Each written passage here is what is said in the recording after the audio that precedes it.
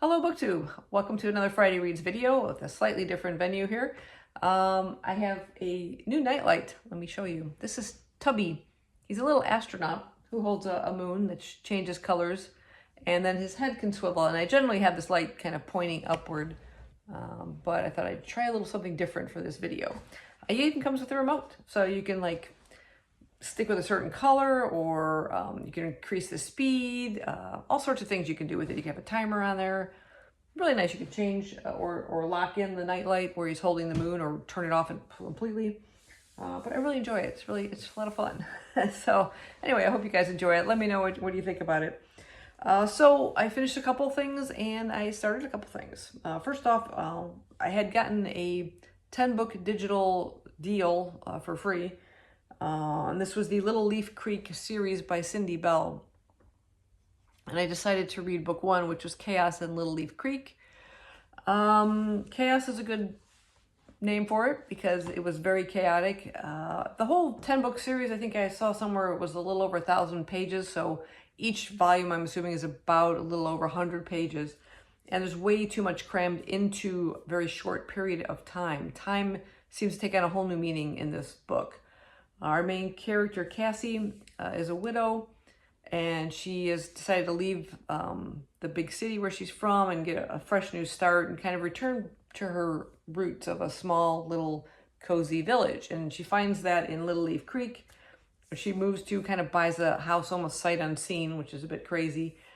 When she gets there, she has a bit of a run-in with a neighbor and her animals, and the neighbor's a bit cantankerous. And anyway, she gets kind of muddy, decides to take a shower. The shower isn't working. Now she's got to go to the hardware store and runs into somebody who said, yeah, I can fix your plumbing and all this stuff, and gets that taken care of. And then she ends up stumbling across an artist who's working on a sculpture and gets into a discussion about the sculpture, buys the sculpture, wants him to install it in her front yard.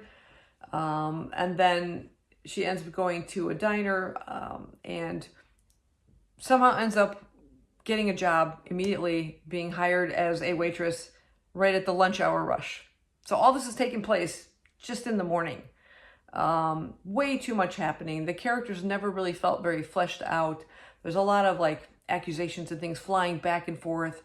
Ends up being someone getting murdered on her front property. That's the murder mystery of it. And she's immediately the number one suspect. Why? Just because it's on her property? She's only just moved to the place. She has no relationship with this person who got killed or any reason to kill them. She's suspicious of everybody. It's like a major case of overacting of every character within the book. And I just never felt like you got to know any of the characters very well, or any kind of plot really developing. It was just like, oh, I don't trust this person, I don't trust that person, I don't trust the person. And then boom, here's like the solution, and you're like, what? It just didn't sit well. So I don't know if I will ever go into the other books in the series. Maybe I'll try it one time since they are so short, to see if that kind of pacing continues, but I don't know, I wasn't too thrilled with it. Then the audiobook I listened to was Caroline Overington's The Cuckoo's Cry. This is an Audible original, and it takes place in New Zealand right at the time of COVID-19. So it was interesting reading a book kind of set in that time and kind of reliving those events. Anyway, our main character is Don Barlow. He is a widower. Again, seems to be a theme, I guess, in these first two books. He's been, alone. He has a grown daughter who's married with kids, but doesn't live too close by. Still within driving, but it's been a while. They don't visit quite as often. And one day, just right at the onset of almost the lockdown beginning, a young girl about 19 shows up on his property, pink hair and everything, and saying she has no place to go. Turns out, after a bit of time, she explains that she's actually his granddaughter. Now this is a granddaughter from a teenage pregnancy. They'd given up the son that he had, and apparently he then had a daughter. So now she's turned up, and Don's actual daughter, a grown daughter, is very suspicious of this young woman who suddenly showed up claiming to be this granddaughter. How does he know? How does he just let her in, And now, of course, she's kind of stuck there because lockdown is coming. And lots of suspicions here too, but I like the pacing of the story. I really felt that the characters were very well developed. Again, this is about a 4-hour Audible, which isn't very long, so another kind of short read, but the pacing was, like I said, much better, and everything was more developed, and it had a really good plot. I liked the way it flowed. I was questioning too the validity of this girl's claims. You were led to believe one way, then the other way, and it really had a great twist, the way everything kind of came together in the end, and I really thoroughly enjoyed it, so I recommend that one. So what I'm currently reading, I have an ebook version of this, but I love the cover. Even though I'm team dog, always will be team dog. This one's called Hardback Homicide by S.E. Babin or Babin. I don't think you can see the eyes on this cat. Looks a little frightened. Cat's name is Poppy. This is #1 in the Shelf Indulgence Cozy Mystery series. Gotta love puns in cozy mysteries. So this one features our main character, Dakota. She is the owner of the Tattered Pages bookshop. And one day, two sisters come in to her shop. One of them's a little bit in poorer health, whatever, and the other one's a bit bossy. But the one who's in poor health, Macy, she is looking for a specific edition of a specific book, kind of on the rarer side. And so Dakota, who's Tattered Pages, kind of focuses more on the quirky, the odd, the unusual books, sets out and trying to find a copy for her. And when she goes to deliver it, a short while later, ends up finding this young woman dead on the floor, and there's some suspicions as to what happened. There's a like realtor trying to buy out her bookshop, and now there might be some connection to the home of this woman who's dead now, that people were, some realtors have been buying up property around, and she's like the one holdout. So is this person a suspect? Lots of, things starting to develop. I'm not too far into it. Well, actually about halfway into it. But there's a lot of things dealing with rare books. Apparently, because she was the one who discovered the body and the police are talking to her, and there's a huge rare book collection at this woman's home, and they ask her to kind of come there and kind of evaluate the collection and what it's worth. And she's staggered by the amount, and just taking a quick look, it looks like it's almost $250,000 in rare books. So is that a motive for the murder? Does her sister stand to inherit these books now from her sister? So is she a suspect? But I like the story so far, and I'm liking the characters a lot. Enjoying it basically. And then the Audible book I've chosen is Kim Harrison's American Demon. Now, I have read a lot of her books. This is the Rachel Morgan, or the Hollow series as it's called. I read 13 books in this series so far. This is book 14. It came out in 2020. Book 13 came out 6 years before that. So it has been a while since she's picked up the series and kind of continued the storyline. And I'm a bit behind getting to it, because even though I'm now reading 14, book 18 is apparently coming out in October. So I've got quite a few books to catch up on. And I think I felt a little daunted. I'd heard this one, and I wasn't sure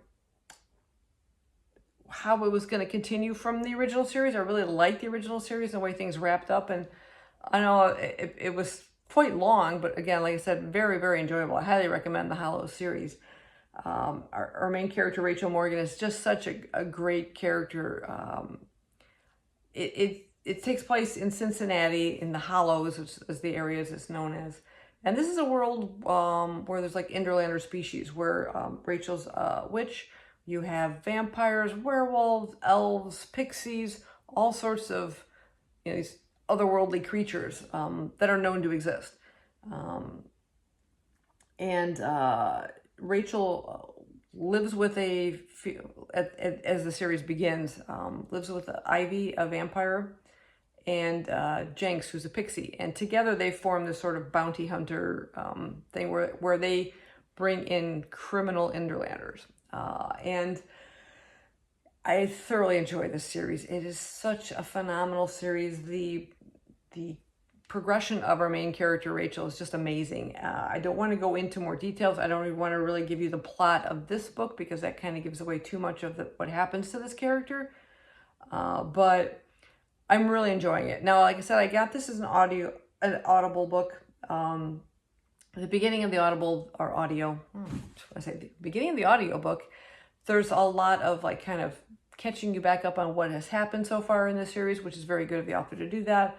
There's also like this list of characters and who they are and stuff. And it got a little boring in a way listening to it and a little hard to take it all in because there's so many characters because it's 13 books before this one. So I think it would have been better as a physical book because I would like to be able to flip to that beginning part and refresh my memory. Like, wait, who was this character they're talking about again?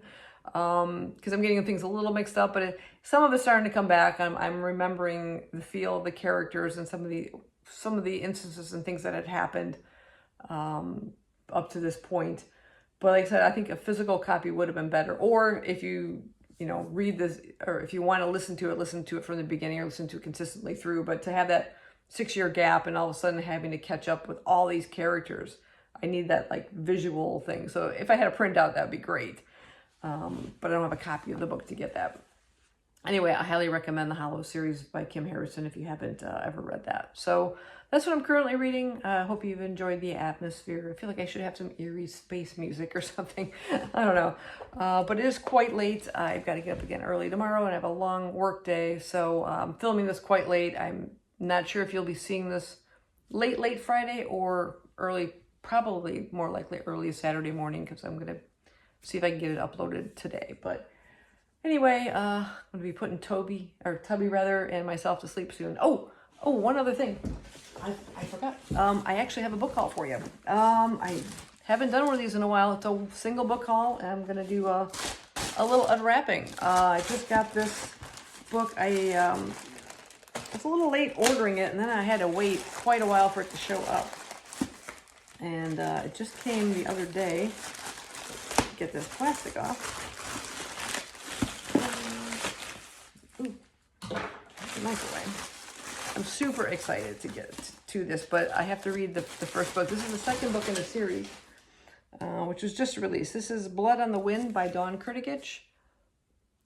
She's an amazing author. I have loved everything I've read by her. Anyway, this is the sequel to Teeth in the Mist.